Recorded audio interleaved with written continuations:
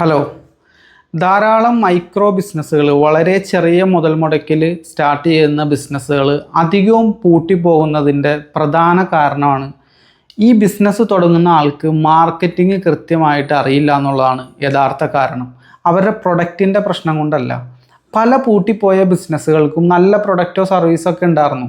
എന്നിട്ടും അവർ പൂട്ടിപ്പോയതിൻ്റെ കാരണം എന്താണെന്ന് ചോദിച്ചു കഴിഞ്ഞാൽ, ആ പ്രൊഡക്റ്റ് വാങ്ങാൻ തയ്യാറായിട്ടുള്ള കസ്റ്റമേഴ്സിനെ അവരുദ്ദേശിച്ച വിലക്ക് വിൽക്കാനായിട്ട് സാധിച്ചില്ല എന്നുള്ളതാണ്. ആ കസ്റ്റമറെ കണ്ടെത്താനായിട്ട് സാധിച്ചില്ല. ഈ മാർക്കറ്റിങ്ങിലാണ് യഥാർത്ഥ പ്രശ്നം സംഭവിക്കുന്നത്. നിങ്ങളൊരു ബിസിനസ്സിലേക്ക് ഇറങ്ങാൻ പോകുന്ന ഒരാളായിരിക്കാം, അല്ലെങ്കിൽ ഓൾറെഡി എന്തെങ്കിലും ബിസിനസ് ചെയ്യുന്ന ഒരാളായിരിക്കാം. നിങ്ങൾ നിർബന്ധമായിട്ടും പഠിച്ചിരിക്കേണ്ട ബിസിനസ്സിലൊരു ബ്രാഞ്ചാണ് മാർക്കറ്റിംഗ് എന്ന് പറഞ്ഞു കഴിഞ്ഞാൽ. മാർക്കറ്റിംഗ് നിങ്ങൾ നല്ല രീതിയിൽ പഠിച്ച് ചെയ്തില്ലെങ്കിൽ ആ ബിസിനസ് പൂട്ടിപ്പോകേണ്ട അവസ്ഥയിലേക്ക് വരെ എത്തും. ധാരാളം മൈക്രോ ബിസിനസ്സുകൾ പൂട്ടിപ്പോകാനുള്ള കാരണം അവർക്ക് മാർക്കറ്റിംഗ് അറിയില്ല എന്നുള്ളതാണ്. മാർക്കറ്റിംഗ് എന്ന് നിങ്ങൾ പല സ്ഥലത്തും കേട്ടിട്ടുണ്ട്. എന്താണ് ഈ സംഗതി? എന്താണ് മാർക്കറ്റിംഗ് എന്ന് പറഞ്ഞാൽ അതൊന്ന് ഞാൻ വിശദീകരിക്കാം. അതിനുശേഷം ഡീറ്റെയിൽ ആയിട്ടുള്ള കാര്യങ്ങൾ പറയാം. മാർക്കറ്റിംഗ് എന്ന് പറഞ്ഞാൽ വേറെ ഒന്നുമില്ല. നമ്മളുടെ അടുത്തൊരു പ്രൊഡക്റ്റ് ഉണ്ട്, ഒരു സർവീസ് ഉണ്ട്. ഈ പ്രൊഡക്റ്റും സർവീസും അല്ലെങ്കിൽ ഒരു സ്ഥാപനമായിരിക്കാം, നിങ്ങളെന്നൊരു വ്യക്തിയായിരിക്കും, എന്തോ ആയിക്കോട്ടെ, നമ്മളുടെ കയ്യിൽ എന്തോ വിൽക്കാനുണ്ട്. ഇത് വാങ്ങാൻ തയ്യാറായിട്ടുള്ള കസ്റ്റമറെ അറിയിക്കുന്ന മെത്തേഡുകളെയാണ് നമ്മൾ മാർക്കറ്റിംഗ് എന്ന് പറയുന്നത്. അറിയിക്കാനായിട്ട് നമ്മൾ എന്തൊക്കെ ചെയ്യുന്നുണ്ടോ അതിനൊക്കെ മാർക്കറ്റിംഗ് എന്ന് പറയും. ഒരു സാധനം വിൽക്കാനായിട്ടുണ്ടെങ്കിൽ വാങ്ങാൻ ആരെങ്കിലും വേണമല്ലോ. വളരെ സിമ്പിളാണ്, കോമൺ സെൻസാണ്, എല്ലാവർക്കും അറിയാവുന്ന കാര്യം. അങ്ങനെയാണെങ്കിൽ ആ ആളുകളെ കണ്ടെത്തണം, ആ ആളുകളെ അറിയിക്കണം. ഞങ്ങളുടെ അടുത്ത് ഇന്ന സാധനം വിൽക്കാനുണ്ട്. ഏത് ആളുകളെയാണ് അറിയിക്കേണ്ടത്? ആ പ്രത്യേക പ്രൊഡക്റ്റ് വാങ്ങാൻ തയ്യാറായിട്ടുള്ള ആളുകളെ നമ്മൾ അറിയിക്കണം. നമ്മളിവിടേക്ക് ഉണ്ടെന്ന് അറിയിക്കണം. ഇല്ലെങ്കിലുള്ള പ്രശ്നം എന്താണെന്ന് വെച്ച് കഴിഞ്ഞാൽ, നമുക്ക് വേണ്ടത്ര ഓർഡറുകളൊന്നും കിട്ടാതെ പതിയെ നമ്മളുടെ മോട്ടിവേഷൻ കുറയും. ഓർഡർ കിട്ടിയില്ലെങ്കിൽ എന്താ സംഭവിക്കണത്? സെയിൽ നടക്കില്ല. സെയിൽ നടന്നില്ലെങ്കിൽ കാശ് കയ്യിലേക്ക് വരില്ല. അപ്പോൾ എന്ന് വെച്ചാൽ നമ്മുടെ മോട്ടിവേഷൻ കുറയും. അധികം മൈക്രോ ബിസിനസ്സുകളും അവരുടെ സ്വന്തം സേവിങ്സിൽ നിന്നൊക്കെ എടുത്തിട്ടാണ് ഈ ബിസിനസ് സ്റ്റാർട്ട് ചെയ്യണത്. അപ്പോൾ നിങ്ങളുടെ സ്വന്തം സേവിങ്സിൽ നിന്നൊക്കെ എടുത്ത് സ്റ്റാർട്ട് ചെയ്യാൻ നേരത്ത് ഉദ്ദേശിച്ച രീതിയിലുള്ളൊരു ബലം കിട്ടിയില്ലെങ്കിൽ അധിക സമയം അതൊരു പാതി വഴിയിൽ ഉപേക്ഷിച്ച്, ചിലപ്പോൾ ജോലിക്ക് പോയിക്കൊണ്ടിരുന്ന ആളായിരിക്കാം, ആ പഴയ ജോലിയിലേക്ക് തന്നെ പിന്നെയും കയറും. അല്ലെങ്കിൽ ജോലിയുടെ പാർട്ട് ടൈം ആയിട്ട് ചെയ്തതായിരിക്കും, അതൊക്കെ ഒരു സൈഡിൽ, ബിസിനസ്സൊക്കെ ഒരു സൈഡിൽ മാറ്റിയിട്ട് പഴയ ജോലി എന്താണ് അത് തന്നെ തുടർന്നു പോകും. എനിക്ക് എത്ര എണ്ണം പറയാൻ പറ്റില്ല, അതിനും മാത്രം സംരംഭകർ ഫേസ് ചെയ്യുന്ന ഒരു പ്രോബ്ലമാണ്. വേണമെങ്കിൽ ലക്ഷക്കണക്കിനെന്ന് പറയും. നിങ്ങളുടെ പരിചയത്തിൽ തന്നെ പലരും ഈ സിറ്റുവേഷനിലൂടെ കടന്നു പോയിട്ടുള്ള ആളുകളെ നിങ്ങൾക്കറിയായിരിക്കും, അല്ലെങ്കിൽ നിങ്ങൾ തന്നെ ഈ സിറ്റുവേഷനിലൂടെ കടന്നു പോയിട്ടുള്ള ഒരാളായിരിക്കും. ഇവിടുത്തെ പ്രശ്നം എന്താണെന്ന് വെച്ച് കഴിഞ്ഞാൽ, പ്രൊഡക്റ്റോ സർവീസോ അല്ല, നിങ്ങളുടെ ഒരു തെറ്റിദ്ധാരണ. ഇത് അധിക സമയവും ഈ ഒരു മിസ്റ്റേക്ക് വരുത്തുന്നത് മുമ്പ് ഒരിക്കലും ഒരു ബിസിനസ് ചെയ്യാത്ത ഒരാളായിരിക്കും. ഫസ്റ്റ് ടൈം ആൻട്രപ്രണർ എന്ന് വേണമെങ്കിൽ നമുക്ക് പറയാം. ആദ്യമായിട്ടൊരു ബിസിനസ്സിലേക്ക് ഇറങ്ങുന്ന ഒരാളാണ്. കാരണം അവരുടെ മനസ്സിലൊരു തെറ്റിദ്ധാരണ എന്താണെന്ന് വെച്ച് കഴിഞ്ഞാൽ, അവർക്കൊരു പ്രത്യേക ഒരു പ്രൊഡക്റ്റ് കിട്ടേണ്ട താമസം. അത് ചിലപ്പോൾ ചൈനയിൽ നിന്ന് ഇറക്കണതായിരിക്കാം, അല്ലെങ്കിൽ തമിഴ്നാട്, ഡൽഹി, അങ്ങനെ പല സ്ഥലങ്ങളിൽ നിന്ന് ഇറക്കുന്നതായിരിക്കാം. ഒരു യുണീക്കായിട്ടുള്ളൊരു പ്രൊഡക്റ്റ് ആയിരിക്കാം. എല്ലാം സംഗതി ശരിയാണ്. അത് അവരുടെ കയ്യിലെത്തേണ്ട താമസം. ഇത് വാങ്ങാനായിട്ട് ആളുകൾ ക്യൂ നിൽക്കുകയെന്നാണ് ഇവരുടെ വിചാരം.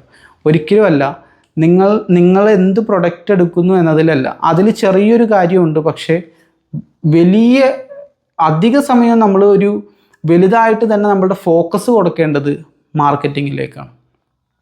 ഇല്ലെങ്കിലുള്ള പ്രശ്നം എന്ന് വെച്ച് കഴിഞ്ഞാൽ, നിങ്ങൾക്ക് വേണ്ടത്ര ഓർഡറുകൾ ലഭിക്കില്ല.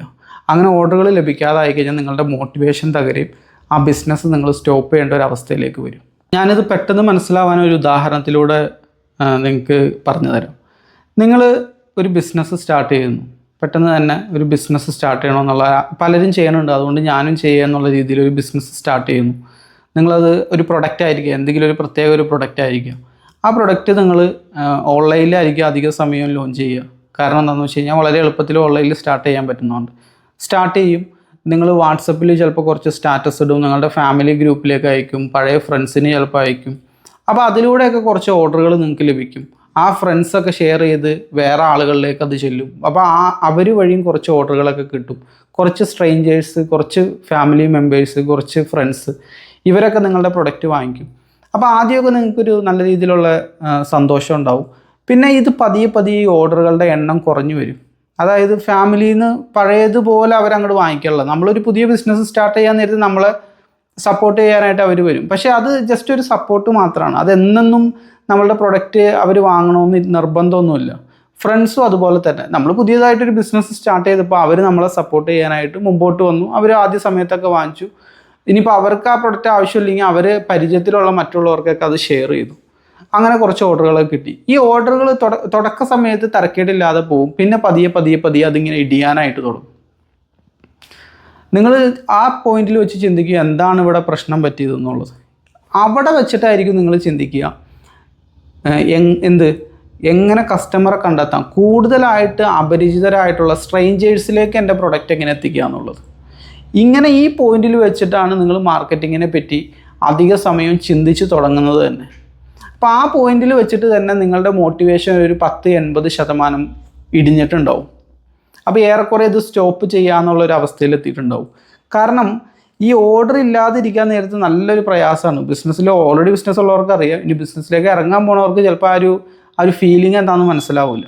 നമുക്ക് സെയിലില്ലെങ്കിൽ വളരെ മൂഡൊക്കെ കംപ്ലീറ്റ് ഡൗൺ ആയിരിക്കും. ഞാൻ എൻ്റെ ഒരു അനുഭവം പറയാം. ഞാൻ ആമസോണിൽ ഇപ്പോഴൊന്നുമല്ല, 2018-17 സമയത്ത് ഒരു പ്രൊഡക്റ്റ് സെല്ല് ചെയ്തുകൊണ്ടിരുന്നായിരുന്നു. ഒന്നൊന്നുമല്ല, ഒരുപാട് പ്രൊഡക്റ്റുകൾ ഞാൻ സെല്ല് ചെയ്തിട്ടുണ്ട്. ഈ ഏത് പ്രൊഡക്റ്റ് എടുത്താലും എൻ്റെ തുടക്ക സമയത്തുള്ളൊരു തെറ്റിദ്ധാരണ എന്താണെന്ന് വെച്ച് കഴിഞ്ഞാൽ ആ പ്രൊഡക്റ്റിലാണ് കാര്യം എന്നാണ് ഞാൻ വിചാരിച്ചുകൊണ്ടിരുന്നത്. ആമസോണിൽ ഇപ്പോൾ ഉദാഹരണം, ഞാൻ എൻ്റെ ആദ്യത്തെ പ്രൊഡക്റ്റ് കട്ട് റെസിസ്റ്റൻറ്റ് ഗ്ലൗസ് ആയിരുന്നു ഞാൻ സെയിലിൽ കൊടുക്കുക. അതായത് ഈ കിച്ചണിലൊക്കെ അരിയുമ്പോഴൊക്കെ കൈ മുറിയാതിരിക്കാനൊക്കെ ഉള്ള ഇൻഡസ്ട്രിയൽ വർക്കൊക്കെ ചെയ്യുമ്പോൾ ഉള്ള ഒരു പ്രത്യേക തരം ഗ്ലൗസ്. ഈ ഗ്ലൗസ് ഞാൻ ആമസോണിൽ ഇട്ടപ്പോൾ ഒരു ദിവസം 5 ഓർഡർ, 3 ഓർഡർ, 4 ഓർഡർ എന്നുള്ള രീതിയിലൊക്കെ കിട്ടി. പിന്നെ അത് പതിയെ ഇടിയിൽ ഒടുങ്ങി. പിന്നെ അതിന് വലിയ കാര്യമായിട്ട് ഓർഡറുകളൊന്നും കിട്ടാതെ അപ്പോൾ അടുത്ത പ്രൊഡക്റ്റുമായിട്ട് ചാടും. അടുത്ത പ്രൊഡക്റ്റ് എടുക്കാൻ നേരത്ത് ഇതേ അവസ്ഥ തന്നെ. കുറച്ച് ഓർഡറുകളൊക്കെ വരും. പിന്നെ പതിയെ അതൊരു സ്റ്റേബിൾ ആവും. 2 ഓർഡർ, 3 ഓർഡർ, 4 ഓർഡർ, 5 ഓർഡർ. നമുക്കതിനെ അങ്ങ് ബിൽഡ് ചെയ്ത് കൊണ്ടുപോകാനായിട്ട് സാധിക്കണില്ല. എൻ്റെ ഒരു തെറ്റിദ്ധാരണ എന്തായിരുന്നു എന്ന് വെച്ച് കഴിഞ്ഞാൽ ഈ പ്രൊഡക്റ്റിലാണ് കാര്യം. പ്രൊഡക്റ്റ് മാറ്റേണ്ട, ഈ ഗ്ലൗസ് മാറ്റി വേറൊരു പ്രൊഡക്റ്റുമായിട്ട് ചാടേണ്ട താമസം ലൈഫ് കംപ്ലീറ്റ്ലി ചേഞ്ച് ആവുമെന്നാണ് നമ്മളുടെ ഒരു തെറ്റിദ്ധാരണ. അപ്പോൾ അത് നടന്നില്ല. അപ്പോൾ അടുത്ത പ്രൊഡക്റ്റുമായിട്ട് നമ്മൾ വീണ്ടും ചാടും. അതിലും രക്ഷയില്ല, അടുത്ത പ്രൊഡക്റ്റുമായിട്ട് വീണ്ടും ചാടും. പിന്നീടാണ് മാർക്കറ്റിംഗ് എന്ന് പറഞ്ഞിട്ടുള്ള പ്രത്യേക ബ്രാഞ്ച് ബിസിനസ്സിലുണ്ടെന്നും മാർക്കറ്റിംഗ് ആണ് നമ്മൾ ഫോക്കസ് ചെയ്യേണ്ടതെന്നും പഠിച്ചത്. പിന്നീടാണ് സോഷ്യൽ മീഡിയ യൂസ് ചെയ്ത് ഞാൻ ധാരാളം പ്രൊഡക്റ്റുകൾ, പിന്നീട് പ്രൊഡക്റ്റ് എന്നുള്ള ചിന്ത വലിയ തലയിലില്ല. ഏതെങ്കിലും തരക്കേടില്ലാത്തൊരു പ്രൊഡക്റ്റ് എടുക്കുക, എന്നിട്ട് അത് നല്ല രീതിയിൽ മാർക്കറ്റിംഗ് ചെയ്യുക എന്നുള്ളതാണ്. നല്ല രീതിയിൽ മാർക്കറ്റിംഗ് ചെയ്ത് കഴിഞ്ഞാൽ നമുക്ക് ഓർഡേഴ്സ് വരും. ഇല്ലെങ്കിൽ നമ്മളൊരു തട്ടയിൽ ഇടിച്ചിരിക്കണ ഫീലിംഗ് ആയിരിക്കും. അതായത് ഒരു സീലിങ്ങിൽ ഇടിച്ചിരിക്കും, ഉത്തരത്തിൽ ഇങ്ങനെ തട്ടിക്കൊണ്ടിരിക്കുക. അത് പൊട്ടിച്ച് പുറത്ത് കടക്കാൻ പറ്റില്ല. അതായത് 2 order, 3 order, 5 order, 10 order, 2 order, 3 order, 5 order, 10 order. ആ 10ൻ്റെ അപ്പുറത്തേക്ക് പൊട്ടിച്ച് പുറത്തേക്ക് കടക്കാനായിട്ട് സാധിക്കണില്ല. അങ്ങനെ നമ്മൾ ഉദ്ദേശിച്ച രീതിയിലുള്ള സെയിൽ നടക്കാതെ ഇരുന്ന് കഴിഞ്ഞാൽ നമ്മൾ ഉദ്ദേശിച്ച രീതിയിലുള്ള വരുമാനം നമുക്ക് ലഭിക്കില്ല. കുറച്ച് കാലം അതേ സ്റ്റേബിളായിട്ടുള്ള വരുമാനത്തിൽ തന്നെ പോയണെങ്കിൽ നമ്മളുടെ മോട്ടിവേഷൻ ചോർന്നു പോകും. ഇതൊരു തുടങ്ങിയ ഒരാൾക്കാണ് നിങ്ങൾക്ക് പറഞ്ഞു തരാനായിട്ട് സാധിക്കുള്ളൂ. അവിടെ നിങ്ങൾ ശ്രദ്ധിക്കേണ്ടത് മാർക്കറ്റിംഗ് കൃത്യമായിട്ട് ചെയ്യുക എന്നുള്ളതാണ്. ഇനി ഓൾറെഡി ബിസിനസ് ഉള്ള ഒരാളാണെങ്കിലും മാർക്കറ്റിങ്ങിന് അതിൻ്റേതായിട്ടുള്ള ഇമ്പോർട്ടൻസ് ഉണ്ട്. ഇപ്പം നിങ്ങൾ ഒരു 3-4 വർഷമായിട്ട് നിങ്ങളുടെ ഓരോ മാസത്തെ ബിസിനസ്സിൽ നിന്നുള്ള ഇൻകം എടുത്തു നോക്കുക, ഏറെക്കുറെ സെയിമാണ്. ആ ബിസിനസ് വളരണില്ല എന്നാണ് അതിൻ്റെ അർത്ഥം. ഒരു കാര്യം ശ്രദ്ധിക്കുക, തുടർച്ചയായി പുതിയ വിഭാഗം കസ്റ്റമേഴ്സ് നിങ്ങളുടെ ബിസിനസ്സിലേക്ക് കടന്നു വന്നില്ലെങ്കിൽ ആ ബിസിനസ് വളരില്ല. 2 രീതിയിലാണ് ഒരു ബിസിനസ് നമുക്ക് വളർത്താനായിട്ട് സാധിക്കണം. ഒന്ന്, നിലവിലുള്ള കസ്റ്റമേഴ്സിനെ കൊണ്ട് കൂടുതലായിട്ട് എടുപ്പിക്കുക. അതായത് 500 രൂപക്ക് വാങ്ങുന്ന ആളെ കൊണ്ട് 1000 രൂപക്ക് എടുപ്പിക്കുക. അപ്പോൾ ഡബിളായി. ആവറേജ് ഓർഡർ വാല്യൂ കൂട്ടുക, അതൊരു ഓപ്ഷൻ. അതെല്ലാ സമയത്തും അത്ര എളുപ്പമല്ല. രണ്ടാമതായിട്ടുള്ളൊരു ഓപ്ഷനാണ് പുതിയ വിഭാഗം കസ്റ്റമേഴ്സ്. ശ്രദ്ധിക്കുക, നിലവിലുള്ളവർ വീണ്ടും വരുന്നതിനെ പറ്റിയിട്ടല്ല പറഞ്ഞുകൊണ്ടിരിക്കുന്നത്. പുതിയ വിഭാഗം കസ്റ്റമേഴ്സ് തുടർച്ചയായിട്ട്, രണ്ടിനും അടിവരയിടുക. പുതിയ വിഭാഗം തുടർച്ചയായിട്ട്, പുതിയ വിഭാഗമായിരിക്കണം ആ കസ്റ്റമേഴ്സ്. കണ്ടിന്യൂസ് ആയിട്ട് കൺസിസ്റ്റൻറ്റ് ഫ്ലോ നമ്മളുടെ ബിസിനസ്സിലേക്ക് ഉണ്ടാവുകയും വേണം, തുടർച്ചയായിട്ട് വരെയും വേണം. എന്നാലാണ് ആ ബിസിനസ് വളരും. അപ്പോൾ അങ്ങനെയാണെങ്കിൽ അത് വരുത്താനുള്ള സംഗതിയാണ് മാർക്കറ്റിംഗ് ചെയ്യുക എന്നുള്ളത്.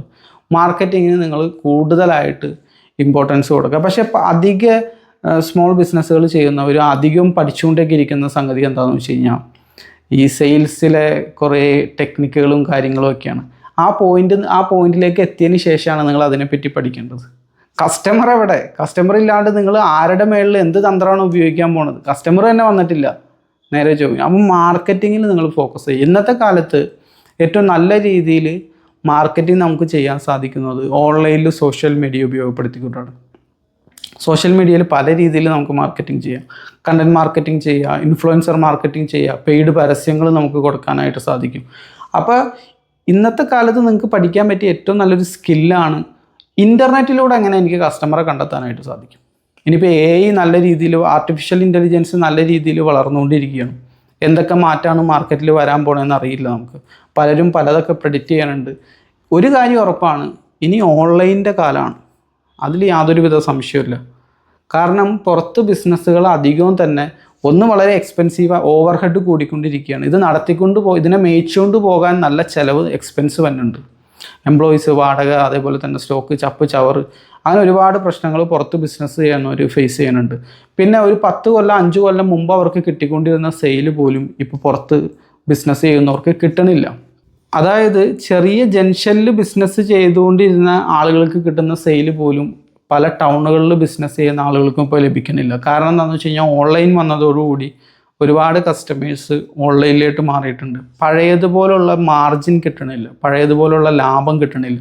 ഇപ്പോൾ ഒരുപാട് പ്രശ്നങ്ങളുണ്ട്. അപ്പോൾ നിങ്ങൾ ബിസിനസ് സ്റ്റാർട്ട് ചെയ്യുകയാണെങ്കിൽ നിങ്ങൾക്ക് ഓൺലൈനിലൂടെ സ്റ്റാർട്ട് ചെയ്യാനായിട്ട് സാധിക്കും. കാരണം ഓൺലൈൻ മാർക്കറ്റ് വലുതായിക്കൊണ്ടിരിക്കുകയാണ്. അങ്ങനെ നിങ്ങൾ ഓൺലൈനിലാണ് സ്റ്റാർട്ട് ചെയ്യണമെങ്കിൽ നിങ്ങൾ പഠിക്കേണ്ടത് ഓൺലൈൻ മാർക്കറ്റിംഗ് ആൻഡ് സെയിൽസ് ആണ്. ഓൺലൈനിലൂടെ എങ്ങനെ കസ്റ്റമറെ കണ്ടെത്താം, ഓൺലൈനിലൂടെ എങ്ങനെ നിങ്ങളുടെ സെയിൽ വർദ്ധിപ്പിക്കാം എന്നുള്ളതാണ് പഠിക്കേണ്ടത്. ഇതൊരു മോഡേൺ ഒരു സ്കില്ലാണ്. അതായത് പഴഞ്ചൻ രീതിയല്ല നമ്മൾ ഫോളോ ചെയ്യേണ്ടത്. പുതിയതായിട്ടുള്ള സ്കില്ലുകൾ നിങ്ങൾ പഠിക്കുക. എങ്ങനെ സോഷ്യൽ മീഡിയ ഉപയോഗിച്ച് കസ്റ്റമറെ കണ്ടെത്താം, എങ്ങനെ സെയിൽ വർദ്ധിപ്പിക്കാം, ഇത്തരം കാര്യങ്ങൾ നിങ്ങൾ ഡീറ്റെയിൽ ആയിട്ട് പഠിച്ചു കഴിഞ്ഞാൽ അതെപ്പോഴും ആ സ്കില്ല് നിങ്ങളുടെ കൂടെ തന്നെ ഉണ്ടാവും. അറിവെന്ന് പറഞ്ഞു കഴിഞ്ഞാൽ നമ്മളുടെ കൂടെ തന്നെ ഉള്ള സംഗതിയാണ്. പണം നഷ്ടമായേക്കാം, മറ്റു പലതും നഷ്ടമായേക്കാം, പക്ഷെ നമ്മളിൽ തന്നെയുള്ള ഇൻവെസ്റ്റ്മെൻ്റ് എന്ന് പറഞ്ഞു കഴിഞ്ഞാൽ എന്നെന്നും നിലനിൽക്കുന്നതാണ്. അപ്പോൾ നിങ്ങൾക്ക് വിശദമായിട്ട് ഇതൊക്കെ പഠിക്കണമെന്ന് ആഗ്രഹമുണ്ടെങ്കിൽ എൻ്റെ വാട്സപ്പ് ഗ്രൂപ്പിൽ ജോയിൻ ചെയ്യാം. എൻ്റെ കോഴ്സിൽ നിങ്ങൾക്ക് വേണമെങ്കിൽ പങ്കെടുക്കാം. എൻ്റെ ഡീറ്റെയിൽസും കാര്യങ്ങളൊക്കെ അറിയാൻ വാട്സപ്പ് ഗ്രൂപ്പിൻ്റെ ലിങ്ക് താഴെ കൊടുത്തിട്ടുണ്ട്, നിങ്ങൾക്ക് അതിൽ ജോയിൻ ചെയ്യാം. ഇതുപോലുള്ള ബിസിനസ് വിശേഷങ്ങളുമായിട്ട് നമുക്ക് വീണ്ടും കാണാം. Thank you for watching.